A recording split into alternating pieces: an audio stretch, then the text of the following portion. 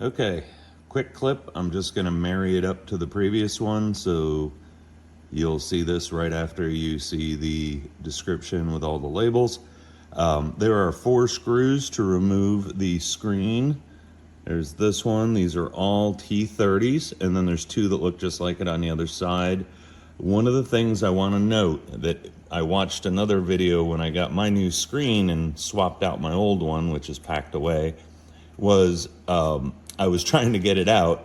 This clip for the trim is in the way. In the video I watched, I don't remember whose it was, this clip wasn't there. They just took off these 4 Torx, these 2 and the 2 on the other side, and somehow magically lifted it out. You do need a little, pair of pliers if you want to pinch it, or a screwdriver. It comes out pretty easy. I've taken mine out a couple of times, but you do want to be careful. There we go. Look at that, right with my fingers. Well, yep. Okay. Once that's out, this center one, then you can get this sucker out of here. So I'm not going to video removing 4 Torx screws because that has to be boring as heck, but I will be back in a minute with the screen laying on top of the cloth, and I'll start that part of the video. All right, here we go. We got the screen. Again, I didn't show the removal of it in the Mr. 12 volt video. They leave the bracket on, and then in their video they remove the bracket and then pull it out this way, which is fine. I just removed the 4 Torx screws that go into these 2 and the 2 holes on the other side, and it works fine for me. Again, I had to remove that clip for the front trim piece to get this out and just slide it out through the top. So I went through, watched the video a couple of times, but unfortunately there is way too much going on here and a lot of things I have not done before. So instead of doing it all twice with frail pieces like the ribbon cables, and then sorting this guy out, which was really fun because this is not to scale with what was in the video. So I'm hoping I get it right. One of these goes to the bottom screen board, and then right now there's 2 in here, right? And what we're gonna do is we're gonna add this 3rd one. This right here, I believe, is for the 30 to 40 pin conversion. I am not gonna cover that. Most folks either have a 2010 and above and already have the 40 pin, or they'll have a 2007-8 and they'll have to get a 2010 or newer screen in order to install this and get it to work to enable portable audio, as I said in one of the videos. I think it was the unboxing. Otherwise, the 2007 and 8 US years, 2006-7 for UK. Just to clarify, again, the screens don't even have the ability in the screen software, as well as the ICM, that black unit that's on the back of the whole head unit, does not have the ability to even display portable audio. So even if you're able to get into the car configuration file and turn it on through engineering mode, you won't display on the screen. They do have aux, which is fine, and a lot of people have used other solutions that used aux for that functionality. For the Mr. 12 volt, for 2007, 2008, you need a newer screen. If you look at this one, you can pause and zoom in if you want, but I'm showing you right here, this says manufactured in 2011. So I believe that makes this a 2012 screen. So just a heads up. While I've got it flipped over this way, some of the other things to note is you got your nice tampered avoid warranty. Well, I'm gonna guess that we're well out of warranty, so don't sweat it. I'm just gonna cut mine along those seams with a razor blade. These 3 right here for when I pull the back off after I remove the screws. And what I've done, just because there are other holes here that, and there's one up here that are more, those are more welding points, but the screws don't go in there. Just to make it easier, I just put a little tiny piece of tape by each screw. I'll pause for a sec if you want to screenshot that and use it for reference or whatever. So you can see all the little blue tape. I left the labels on there. They may or may not stick for this process. I don't know. So what I am gonna have to do, because it is extremely complex steps, And I apologize in advance. This video may have some fumbling because I'm doing it live for the first time while watching the video. So my laptop is over there, I've got my mouse here, and I've got it playing at a quarter speed. So this video will be a little bit long, but I will do everything in my ability to make sure that you see instructions that are easy to follow. Again, the only unknown for me, which stinks, because I won't know if I did it right until after it's all put back together, all installed in the car and hooked up. I won't know if something doesn't work. This is going to be my first suspect. If you look at this wire and you look at the pictures in the Mr. 12 volt video, it isn't to perspective. So this one is fatter. It looks like it has, they all have 2 wires coming out, which is interesting. And I'll actually lift this up closer to the camera. So they all have 2 wires for the connector. This is all just power. However, in the video, this one's longer, this one's a little shorter, but this one does have the double wrap. So I'm not sure, there must be a split in here somewhere. I'm not gonna take this cover off. So I'm gonna take my chances, 50-50. The long one is pretty clear. That goes to the top board that we'll remove, that's original OEM. And then one of these goes to the original bottom screen board, and one of these goes to the board that we're gonna add. That plugs in right here. So we'll sort it, we'll see if it works. And well, here's to hoping it does. I will note that what they call the screen, I'll do this for a second so you can see the print, but I cannot, so I have to move it back, is motherboard, which is the upper board, and then OEM touch, which is going to be what I'm calling the screen board. So this one says connect to motherboard, this one says connect to display, so I guess they call it display or OEM touch. We'll sort it out. And then again, we have the power, and I think, yep, okay, so in this extra FACRA cable that goes to the Mr. 12 volt, that's gonna go into this one, I believe. But we're gonna go through the video and we're gonna sort it out, and everything I said might be incorrect. So, we'll find out. And I apologize if I'm misleading, but we'll get it right while we're doing it. So again, I have these are my Torx for the side here and my Torx screws, but I'm also gonna use this magnet for all these little guys. I watched the video, like I said, several times on slow. It looks like all these small screws are the same. What I am gonna do is in here, I'm gonna group the external screws. So we have, wrong side. We have these guys. We also have the 4 on the sides, all marked with tape, are the ones we remove, and all these guys here. So I'm gonna put all those in a group, and then the circuit board ones I'm gonna put in a group as well. They used a magnetic screwdriver. I have a magnetic tip screwdriver that I've used to punch some sheetrock holes, so it's got some ick in them.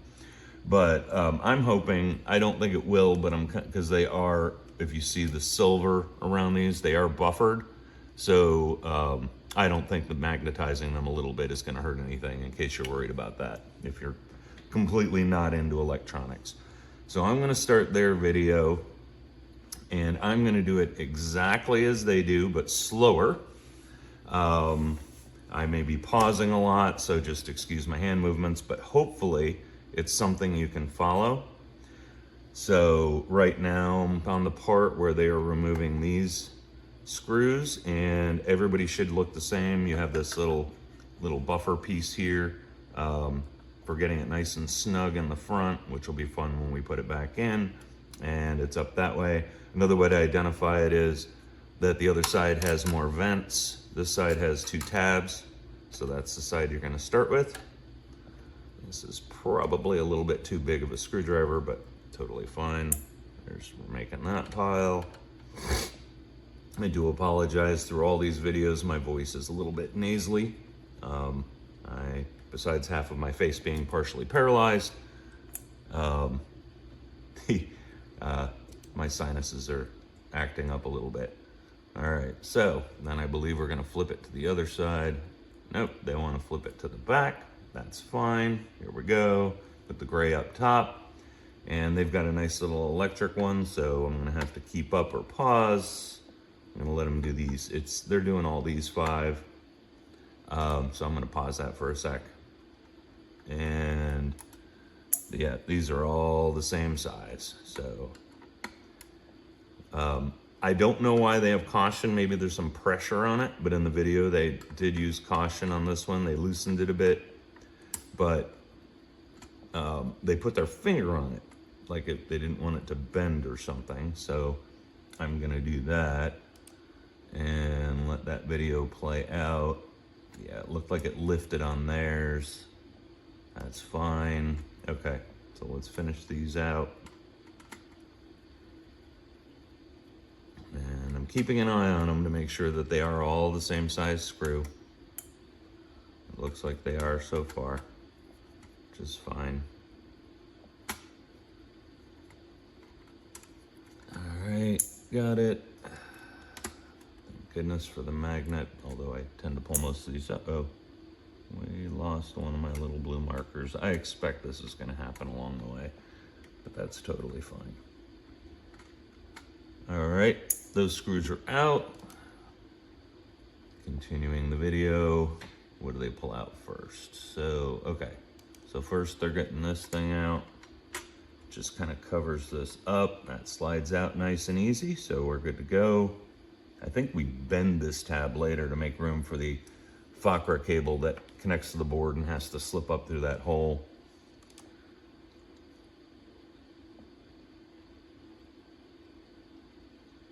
Alright, and then that pulls, and of course we want to be careful with the cable. Oh, this is one of those moments. So I got my handy dandy razor blade. It's fine. Oh, I voided the warranty. Well, yeah, there you go. It's over a decade old. So we're gonna lift that up a little. Oh, my hand's probably blocking. I don't want to be like the Mr. 12 volt video.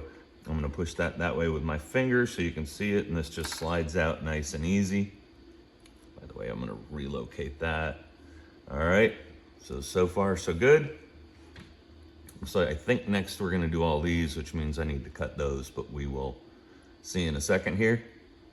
Yep. All right, let me go ahead and cut those tampering stickers. Whoops. Last thing I want to see is the back of my head in this video. So there we go. Always good. I always keep a little razor handy when I'm working on this kind of stuff. Okay, so get a little head start on them. I know which ones we're doing because I already watched and pre-taped it. You can just use my video, pause it, and tape everything if you want to mark it. Yeah, you can use a Sharpie if you want. That would be totally fine, I'm sure. Okay, I'm gonna start with those. Get all these come out, so I'm just gonna get them all started. I made sure to not cover any up with some of the labels. I moved them around a tiny bit from the original. So, but oh my goodness, having a difficult time keeping my hand steady. All right, I'm gonna let the video play through, and then I'm gonna actually fully remove them in the order they do. We're still on external, so yep, they're all the same size. Wow, they move fast with that electric one. I do not like power drivers for electronics. Just gets squirrely sometimes. That one. Yep, so far they're all the same size. The only thing I've found with electronics, if you've never worked on laptops, circuit boards, and things like that, is the threading. So sometimes when you go to put it all back together, one of them will just have a little threading that's a little bit squirrely. So you just have to kind of work through it. You can rotate and pick a different one, and sometimes it'll go in more smoothly. So. All right, now we're on the side, and you can see the blue. Well, I'm pointing at a screen you're not gonna see because I'm gonna edit it out. Pointing at the blue, that is the nav connector. So they're on this side, and they're pulling these two guys, two little screws. Again, they look all the same size. For any old schoolers who have worked on electronics or in a little way, like installed hard drives that came in these nice anti-static bags, and remember having to wear a ground strap, I wouldn't worry about that here. Just make sure you're not wearing wool and you're not or producing a whole lot of static cling. That would be a potential risk, but you're also not really going to touch components here. The components themselves. So, all right, did the other side. Get those. So far, so good on all the same size screw. So these are all bunched together. There we go. And the last one for the external. And then we're gonna wiggle the cover off and expose the circuit board. Well, technically boards, there's two. All right, so they stood it up with the dent. That would be the bottom of the screen. Let me see what they're attempting to do here. They give it a little wiggle. Apparently this comes off. Interesting. Oh yeah, yeah, you can see the little tabs on the sides. You don't have to push them or anything. They're just kind of pressured in there. There's that one. You can start to see the components in there. I'm not just gonna describe those. I don't even know if there's a schematic on the internet for this stuff and the internals. Have not seen one yet. All right, then he flips it gray down and lifts this off. And that goes there, but it is not leaving me enough room to work. So I'm gonna move these probably out of sight by the time I edit the video. That's fine. I'm gonna scoot this guy.